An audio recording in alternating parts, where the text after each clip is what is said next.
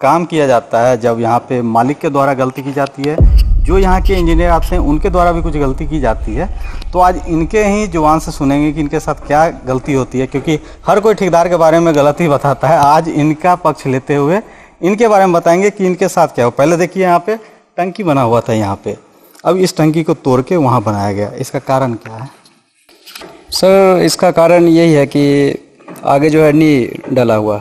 अच्छा, नी के बगल में तो आपको ही पता है कि वो सेफ्टी नहीं हो सकता है। वास्तु के हिसाब से जब भी टॉयलेट का सेप्टिक और जो न्यू का पूजा एक साथ होता है तो घर में जो है प्रेत बाधा बच जाती है। ये प्रेत बाधा, प्रेत होता है एक मेंटल जो डिसऑर्डर होता है, इसी को प्रेत कहते हैं। प्रेत होता है पास्ट, मतलब पास्ट की चीजें उन्हें ज्यादा जो है सिंक्रोनाइज करेगी, उनके भूतकाल से ज्यादा जोड़ कर रखती है, इसलिए उन दोनों को एक साथ नहीं वर्क करना चाहिए।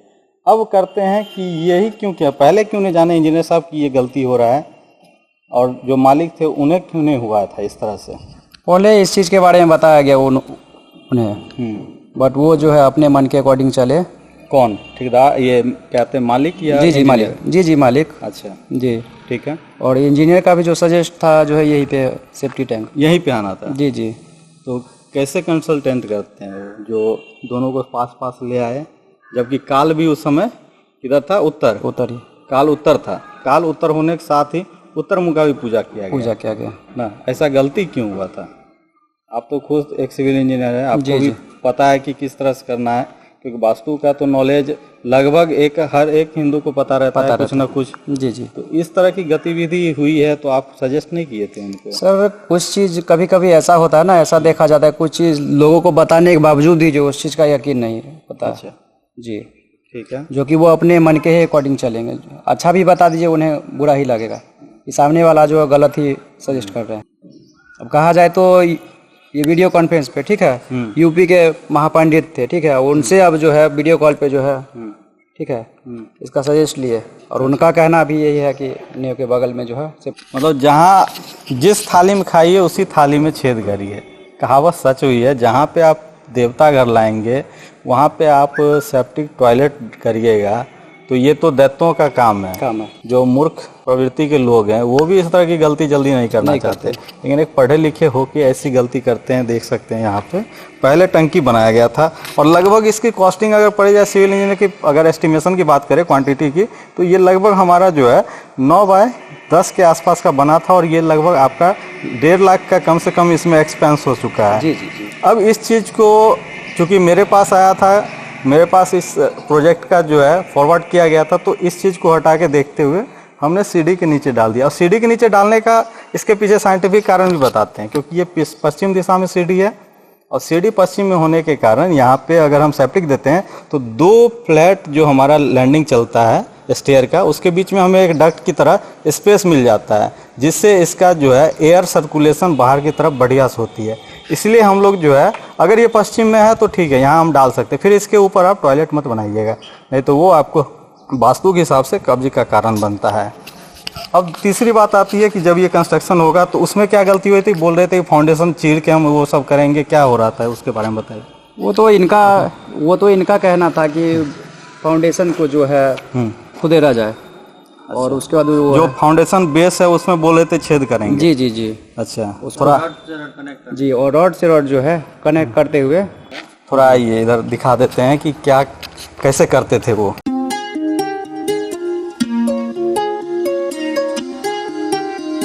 नीचे आ गए और नीचे दिखाते हैं कि गलती जो हुई थी, और खुद इन्होंने इस चीज़ को मना करते हुए भी बताया था, लेकिन उसके बाद भी गलती की गई। सबसे पहले देखिए, जब नीचे हमारा ये पूरा मिट्टी का सॉइल फिलिंग हुआ था, तो ये आपका डेड सेल है, और डेड सेल हमेशा जो है एक्टिव प्रेशर लगाती है। सॉइल में अगर पड़े होंगे तो वो एक्टिव प्रेशर जो है नीचे से बाहर करती है। ये बाहर से मिट्टी अगर रहती है तो पैसिव प्रेशर की तरह वर्क करता है।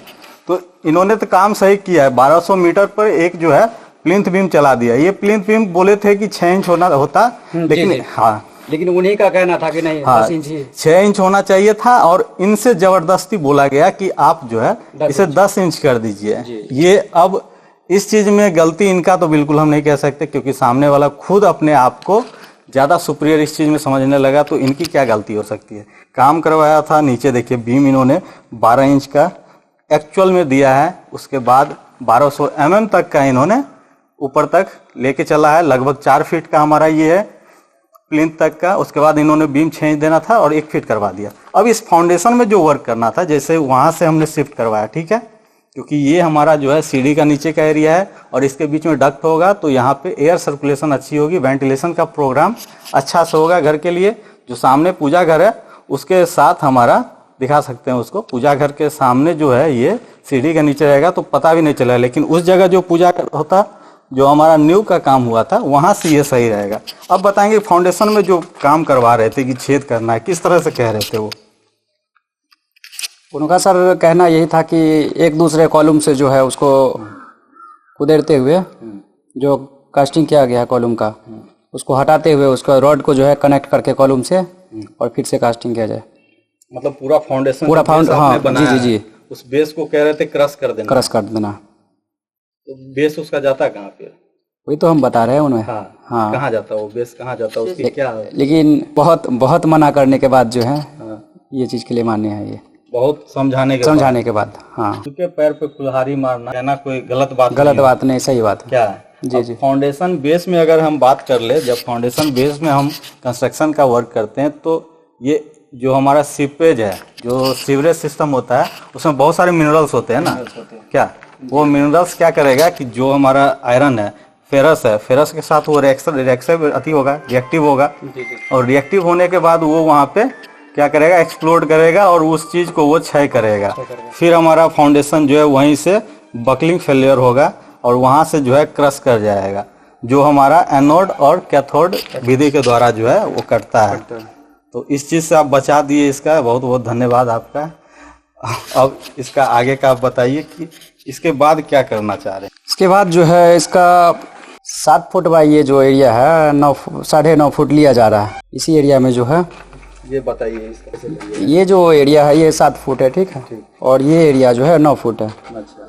इसी का बाउंड्री वाल उठाते हुए ये इसमें लगा देंगे? जी। और एक उठा के इसमें लगेगा, इस पे ऊपर, ये सामने का फिर फ्रंट में 10 इंच का वॉल लेते हुए नीचे तो एक बीम दराना पड़ेगा ना। जी बेस बीम तो चाहिए, बेस बीम चाहिए हाँ ना जी। और एक फॉल्स पिलर उसमें तो कंबाइन करना पड़ेगा हाँ, तभी ना उसमें आएगा। जी। और इसका फिर ओवरफ्लो यहाँ छेद करके बाहर निकाल दिया जाएगा हाँ ना।